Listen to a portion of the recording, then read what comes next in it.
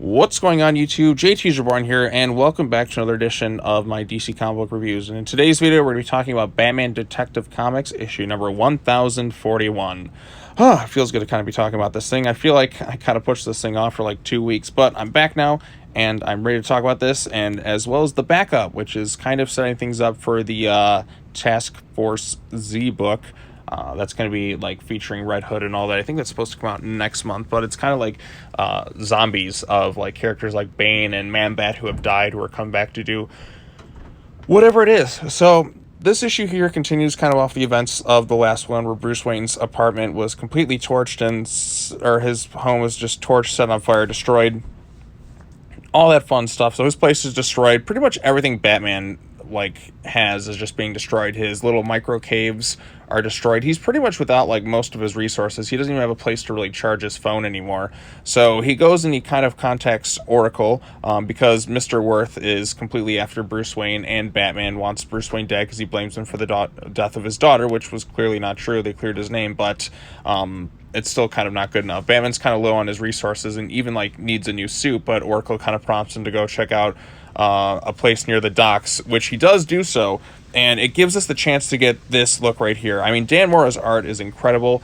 I'm so happy to see this Batman in the blue, gray, and yellow. I mean, aesthetically, this looks amazing. It feels like so long since we've really seen Batman in the blue, because it's usually just been kind of the gray and black for the longest time. But in terms of the comics, I really like this classic look of Batman. It just feels like, yes, like classic Batman's back to his roots, kind of doing things.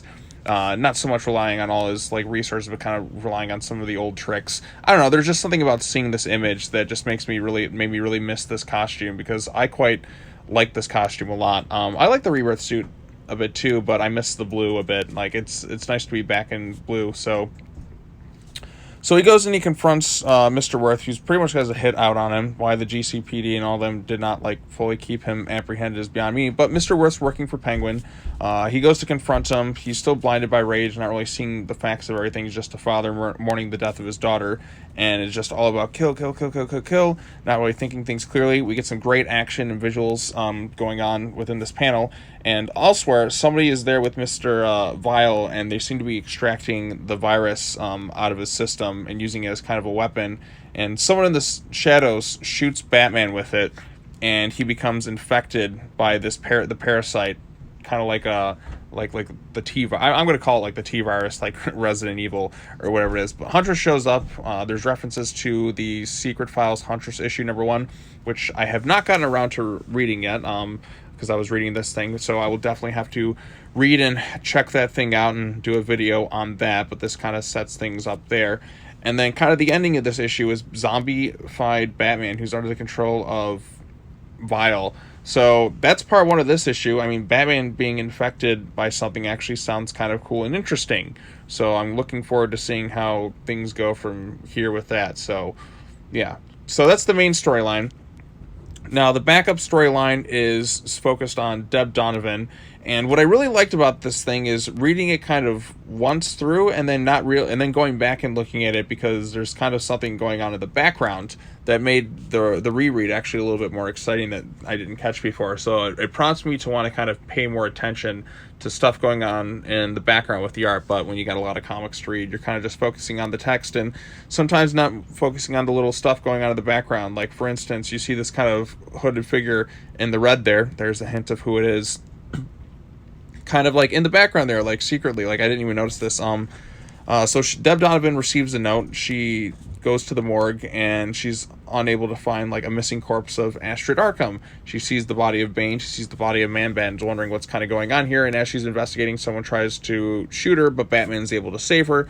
And then she keeps investigating. She contacts Vicky Vale, and Vicky tells her to drop it because, well, if Batman says to drop it, you should probably listen to him, but that's kind of not good enough for her. So she goes home, and then she comes to find that Jason Todd is there. He's got the classic helmet right there, and now I guess he's looking like Daredevil with the thing over his head, and he's like, "Who the fuck are you?" It's like, "I got you. I see you got my note, and it's eating my cereal." So yes, Jason Todd's here. This is setting up the Task Force Z storyline. And like I said, the reveal of Jason Todd I wasn't really expecting. I knew this was going to kind of lead into Task Force Z, but going back and reading it, now I come to realize that this person who was kind of stalking in the background right there was Jason Todd the whole time. And I don't really see where he slipped the note, but it did happen at some point during this issue.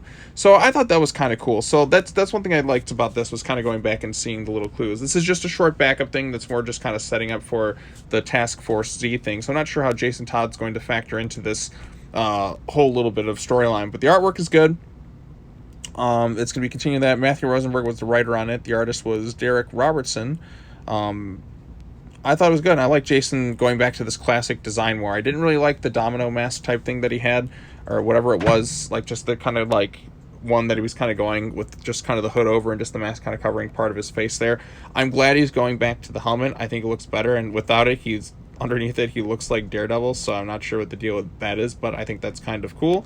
He's just kind of casually just sitting there, keeping his cool. So yeah, so that's kind of what happened in the issue. Overall consensus, I have really been enjoying the Detective Comics book more so than the main Batman book that's going on here with Fear State. But like, I feel like we're getting a better take on Bruce Wayne per se. Like, just kind of seeing this guy really kind of interacting with the everyday person. We're getting to showcase some other characters like Huntress and that, and it really feels like he's going through a serious problem. Like, he's really kind of down on his luck here. Like, he's without his resources. He's got to kind of like see how he's going to kind of fight like all his situations without like all his money and stuff. So like, this is really kind of stripping Batman of a lot of his stuff, and he really kind of has to like think his way out of different situations. Plus, it gave us a chance to get some really great artwork by Dan Mora, and the blue bat suit. Seeing that again, I hope that becomes kind of a mainstay for a while, but I'm not sure how it's going to factor in with Future State and all that. But all things considered, I like seeing the classic bat suit in here. I thought that was kind of my favorite part of the whole issue. And I guess I'll have to read that Huntress thing. I just haven't gotten around to it yet because there's just so many damn Batman books out. But I'll definitely get around to checking that thing very soon. So yeah, best thing in this issue, Dan Mora's art and just kind of seeing this thing. Penguin and Mr. Worth teaming up. And Batman being a zombie has some intrigue, how that's going to kind of, I mean, they'll probably just like cure him of his little infection, but I'm curious to know like when Mr. Worth will finally come to realize the truth of what happened to his daughter, or if he's just going to continue to be blinded by rage and just like, fire, destroy it, gah, gah, gah. Like, it's kind of comedic at times with just the way he kind of acts, just like blinded by pure rage, not necessarily thinking things through. And him being teamed up with Penguin should create like an interesting conflict for Batman going forward. So yeah, I mean, Detective Comics 1041, thought it was pretty good. Love seeing the classic Batsuit. Hopefully that kind of sticks around for a little bit, and I think it's worth checking out. So what are your thoughts on Detective Comics 1041? Did you like this issue? Did you dislike this issue? Tell me what you thought of it in the comment section down below. Be sure to like this video, share it with your friends, subscribe to the YouTube channel for more content, hit that bell for notifications, and as always, take care now, bye bye then, and I will see you all in the next video. Peace.